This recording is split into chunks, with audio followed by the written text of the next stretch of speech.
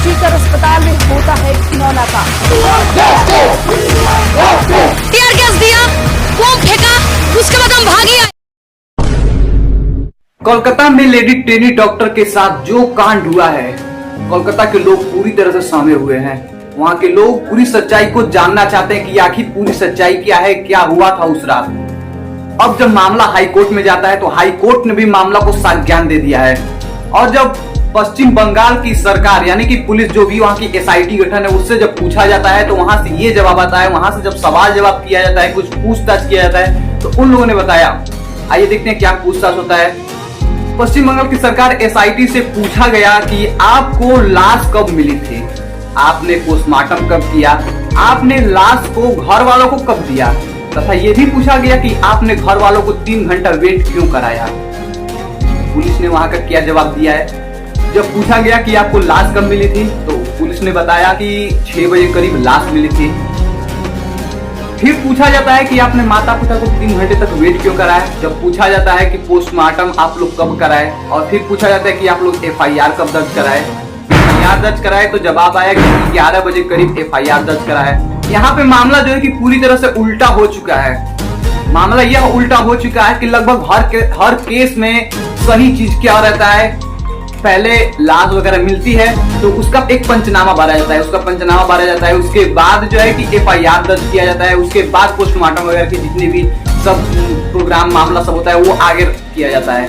लेकिन यहाँ पर जो मामला है कि पहले लाश मिलती है तो घर वालों को बुलाया जाता है तो उससे मिलने नहीं दिया जाता है, 3 घंटे तक वेट कराया जाता है। और यहाँ तक कि जो लाश मिली है उसका पोस्टमार्टम वगैरह भी करा दिया जाता है भैया, बिना पंचनामा के न बिना एफआईआर के पहले पोस्टमार्टम वगैरह करा दिया जाता है। पोस्टमार्टम के बाद 11 बजे करीब एफआईआर दर्ज कराया जाता है। हालांकि पहले पुलिस ने इस पे एक्शन लिया था, लेकिन नॉर्मली एक्शन लिया था। मतलब इस मामला को लोग आगे नहीं बढ़ाना चाहते थे, सोचते थे कि रफा दफाई कर दिया जाए। शायद यहाँ के वहाँ के हॉस्पिटल के लोग, हॉस्पिटल कर्मचारी इस मामलों को ऐसे दबाना चाहते थे या फिर क्या चाहते थे, आइए जानेंगे इसके बारे में। इस तरह से अब ये जो केस का मामला है ये पुलिस पे भी जा रहा है, पुलिस की ओर भी देखा जा रहा है तो ये मामला उधर भी जा रहा है और सीबीआई के ऊपर भी प्रेशर जा रहा है। आरोपी से पूछताछ के बाद कई सारा ऑडियो क्लिप भी मिला है जिसमें कई लोगों की आशंका बताई जा रही है, न कि केवल एक आदमी। जिस आदमी की आप लोग बात कर रहे हैं संजय राय, न केवल वही लेकिन बल्कि ऑडियो क्लिप मिलने की वजह से जो ऑडियो क्लिप वायरल हो रहा है उससे कई आदमियों की आशंका बताई जा रही है। कोई कह रहा है कि 3 डॉक्टर थे तो कोई कह रहा था 5 डॉक्टर थे तो कोई कह रहा था कि वहां पे 60 डॉक्टर होने की मौजूदगी को दिखाता है। आइए इसको पूरी तरह से समझते हैं। नमस्कार, मैं हूं रोहित शर्मा और स्वागत करता हूं आपकी इस सनसनी खबर में और एक शर्मसार करने वाली एक नई वीडियो के साथ, जो कि कोलकाता के पूरे लोगों को दिल दहला कर रख दिया है, कि कोलकाता के डॉक्टर समाज को पूरे दिल दहला कर रख दिया है। यहाँ तक कि पूरे डॉक्टर, जितने भी डॉक्टर समाज है, पूरे धरना प्रदर्शन के लिए रोड पर उतर चुकी थी और अभी भी लगातार धरना प्रदर्शन हो ही रहा है। पूरी खोज खबर, पूरे आरोपी सही से नहीं मिल जाते हैं, कौन इसका क्या है, रेप कांड है कि एक सोची समझी हुई साजिश है। जब तक आरोपियों को सजा न मिल जाए तब तक लोग धरना प्रदर्शन कर रहे हैं। और आखिर कौन है इसका मेन गुनहगार, क्या संजय राय ही है या फिर कोई और भी उन लोगों के साथ मिला हुआ है, तो पूरे लोग धरना प्रदर्शन कर रहे हैं। यह घटना पश्चिम बंगाल में आरजीकर मेडिकल कॉलेज में पढ़ने वाली एक पीजी की छात्रा थी, जो कि एक चेस्ट डिपार्टमेंट की छात्रा थी।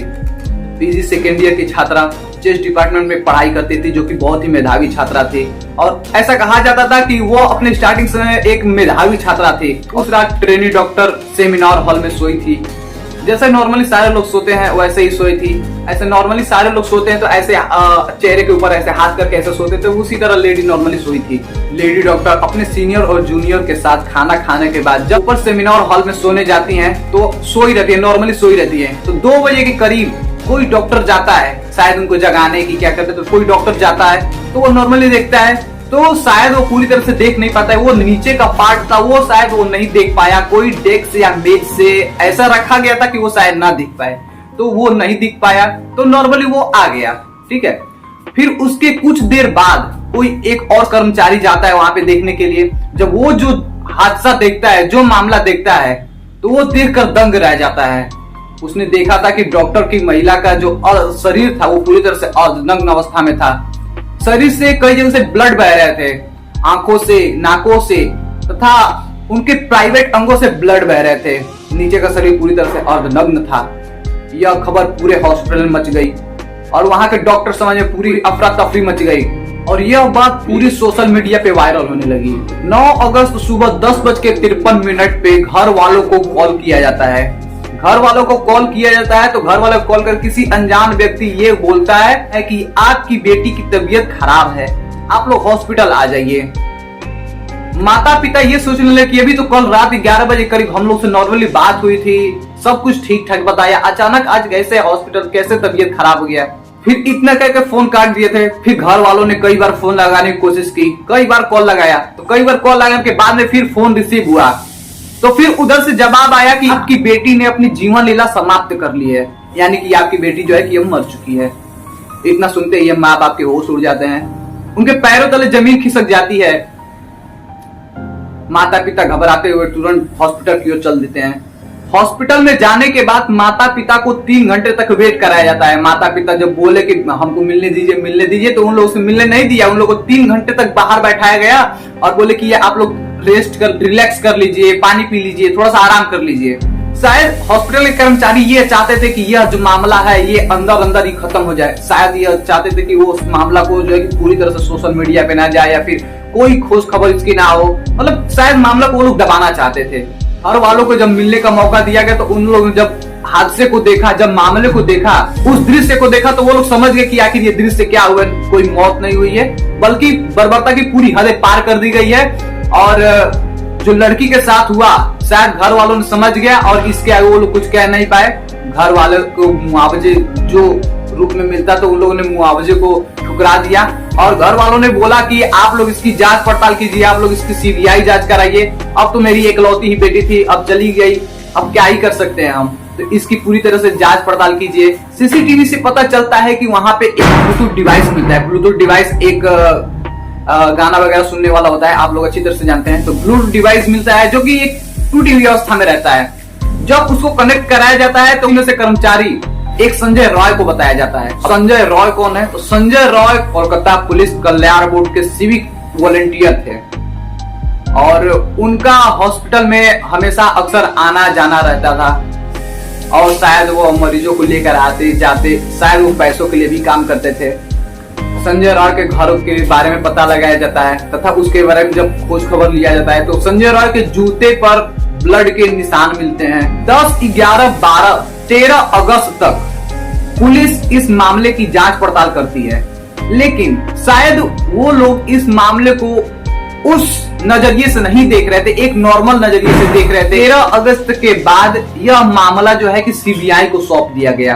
कोर्ट के संज्ञान लेने के बाद, क्योंकि घर वालों की तरफ से याचिका जाहिर किया गया था, इसीलिए कोर्ट ने इस मामले को सीबीआई को सौंप दिया। संजय राय जो अपराधी बताया जा रहा है, संजय राय ने तुरंत कबूल कर लिया कि इस मामले को बहुत ही बुरी तरह से वही अंजाम दिया है। लेकिन क्या संजय राय अकेले था? बताया जाता है कि मामला यह सामने आया है उससे कड़ी पूछताछ करने के बाद संजय राय ने बताया कि 8 अगस्त के दिन संजय राय और उसका दोस्त, जो कि वो भी एक सिविक वॉलंटियर था, वो दोनों लोग रेड लाइट एरिया में जाते हैं। रेड लाइट एरिया में जाते हैं। अब रेड लाइट एरिया में कहा जाते हैं तो कोलकाता के मशहूर सोनागाछी रेड लाइट एरिया में दोनों लोग जाते हैं। वहां पे रेड लाइट एरिया में जब जाते हैं तो संजय राय का जो दोस्त है वो अंदर चला जाता है। ठीक है, अंदर जाने के बाद कुछ देर के बाद फिर वो वापस आ जाता है। वापस फिर वो दोनों लोग आते रहते हैं। रास्ते में आते के बाद एक लड़की के साथ, लेडी के साथ कुछ बातें बोलते हैं, उल्टी सीधी बातें बोलते हैं। तो वो लोग को लगता था कि शायद ये भी लड़की जो है कि वैश्या वाली ही होगी, इस सोनागाछी के सदस्य में से ही कोई लेडीज होगी, लेकिन वो शायद लेडी वो नहीं थी और उस लेडी ने इन लोगों को झाड़ दिया। वो लोग कुछ नहीं बोले, वहां से चले आए और हॉस्पिटल में आने के बाद वो डायरेक्ट सीधे हॉस्पिटल में आ गए। हॉस्पिटल में आने के बाद वो लोग एक ऐसा जगह ढूंढ रहे थे जहां पर वो लोग को अच्छे से शराब वराब पी सके। वो दोनों दोस्त जो है कि अच्छे से एक जगह ढूंढे, वहां पे बैठे और वो लोग शराब पिए। 8 अगस्त की रात को ही, और वो लोग शराब पिए और शराब पीने के बाद उसका संजय रॉय का जो दोस्त है वो चला गया, बच गया संजय रॉय। अब इत्तेफाक से संजय राय जो है कि सेमिनार हॉल की तरफ चल गया, सेमिनार हॉल की तरफ चल दिया और वहां पर जाने के बाद संजय राय ने सेमिनार का हॉल का दरवाजा खोला और वहां पे जो घटना हुआ पोस्टमार्टम रिपोर्ट में पता चल ही जाता है। सीबीआई उससे पूछताछ कर रही थी तो उसने बताया कि जब वह इस कांड को अंजाम दे रहा था, जब वह दुष्कर्म कर रहा था, तो उसको यह भी नहीं पता था कि वह लेडी डॉक्टर जिंदा है या फिर मर गई है, क्योंकि डॉक्टर की गर्दन जो है कि टूट चुकी थी। ये सब मामले के बाद सुप्रीम कोर्ट ने पश्चिम बंगाल के वकीलों से जब सवाल किया गया, वहां से जब पूछताछ किया गया, पोस्टमार्टम कब किया गया, तो पोस्टमार्टम लगभग 2 से 4 के बीच में कर दिया गया। लगभग पोस्टमार्टम नॉर्मली 2 घंटे में कर दिया जाता है, तो 2 से 4 बजे के बीच में पोस्टमार्टम कर दिया तथा घर वालों को लाश कब दिया था, तो घर वालों को लाश जो है कि शाम को 6:30 बजे करीब लाश मिली थी। उसके बाद FIR दर्ज कब कराया गया था, उसके बाद FIR जो है कि रात को 11 बजे करीब FIR दर्ज करवाया गया। मतलब कि यहाँ पर सब मामला को है उल्टा कर दिया गया है। ये पंचनामा भरा जाता है, उसके बाद FIR दर्ज किया जाता है, लेकिन यहाँ पर सब पोस्टमार्टम वगैरह करा दिया गया, लाश घर वालों को दिया गया, उसके बाद FIR किया जाता है। और यही नहीं, घर वालों को 3 घंटे तक वेट भी कराया जाता है। CBI के जांच के बाद 2 लोग रडार पे हैं। एक तो आरोपी संजय रॉय, जो कि तुरंत ही कबूल कर लिया कि वह इस काम को अंजाम दिया है, और एक दूसरे वो व्यक्ति जिनको हॉस्पिटल के प्रिंसिपल बताया जाता है, संदीप घोष, एक वो रडार पे है, CBI के रडार पे। इन्होंने पब्लिक की सिंपैथी पाने के लिए तो सबसे पहले इस्तीफा दे दिया था। पुलिस को खबर करने में भी इन्होंने देर किया था। शायद ये मामलों को दबाना चाहते थे, शायद ये चाहते थे कि ये सब बात जो है कि उनके हॉस्पिटल से बाहर ना जाए। CBI जांच कर रही है। इस मामले के नए नए खुलासे हो रहे हैं। जैसे जैसे खुलासे हो रहे हैं वैसे वैसे नई नई बात सामने उभर के आ रही है कि केवल 1 लोग थे, कि 2 लोग थे, फिर कई लोग थे, क्योंकि ऑडियो क्लिप भी वायरल हो रही है। तो ऑडियो क्लिप में 7 लोगों की सुनाई दे रहा है आवाज, 3 लोगों की आवाज सुनाई दे रहा है, ऐसे कई लोगों की आवाज सुनाई दे रहा है। अब संजय रॉय के जो कि पॉलीग्राफी टेस्ट हो रहा है। पॉलीग्राफी टेस्ट क्या होता है, तो पॉलीग्राफी टेस्ट ये होता है कि क्या वह व्यक्ति जो बताया, क्या वो सब सच बताया या फिर झूठ बताया है। आगे देखते हैं कि पॉलीग्राफ टेस्ट के बाद कितना सच्चाई सामने आती है, कोई राज सामने आता है, और कौन कौन कितने लोग साथ थे इस मामले को अंजाम देने में। तो यह मेरा छोटा सा प्रयास आप लोगों को कैसा लगा? अगर प्रयास अच्छा लगा तो प्लीज वीडियो को लाइक कीजिए, चैनल पे पहली बार है तो प्लीज चैनल को सब्सक्राइब कर दीजिएगा।